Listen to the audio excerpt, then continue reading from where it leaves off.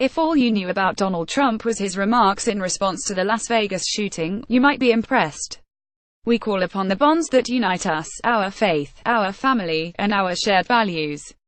We call upon the bonds of citizenship, the ties of community, and the comfort of our common humanity. Our unity cannot be shattered by evil, our bonds cannot be broken by violence, and though we feel such great anger at the senseless murder of our fellow citizens, it is our love that defines us today. And always will, forever. In times such as these, I know we are searching for some kind of meaning in the chaos, some kind of light in the darkness.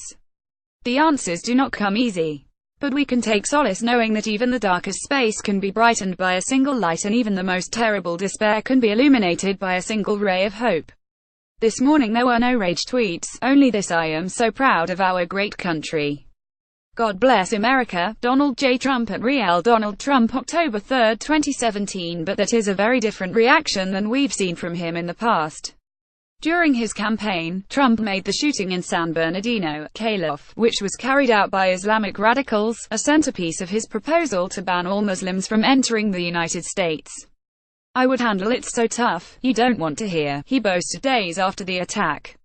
And Trump reacted to the shooting at an Orlando nightclub with self-praise, suggesting that the incident was a symptom of weak Democratic policies. Appreciate the congrats for being right on radical Islamic terrorism, he tweeted the day after. This is the same president who, at the Republican convention, said this: our convention occurs at a moment of crisis for our nation.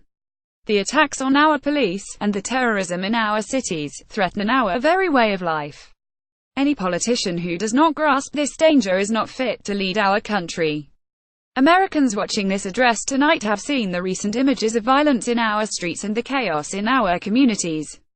Many have witnessed this violence personally, some have even been its victims. I have a message for all of you: the crime and violence that today afflicts our nation will soon come to an end. Beginning on January 20, 2017, safety will be restored. He is also the one who, during his inaugural speech, talked about the crime, drugs and gangs that have stolen so many lives and suggested that the carnage stops here and now. These have been themes Trump has focused on since he began his presidential campaign by suggesting that Mexican immigrants were criminals, rapists and drug dealers. Since he came into office, this is the president who set up a special unit at the Department of Homeland Security to support the victims of crime perpetrated by immigrants, but eliminated funding for the group that was countering white radicalization. At a time when Black Lives Matter was raising awareness about police brutality against African Americans, he called for law enforcement to get rough. That is the context in which we have to put the president's remarks yesterday. Of course, the one difference between then and now is that the Las Vegas shooting was perpetrated by a white man, whose victims were predominantly white people. All of the sudden there was no talk of carnage, combined with promises of a swift and sure response. Instead, we hear about a search for meaning in which the answers do not come easy. I would actually applaud Trump's remarks yesterday if I thought for a second that they would be replicated if the shooter was black, brown or Muslim. We have enough experience with this president to be certain that would never have happened.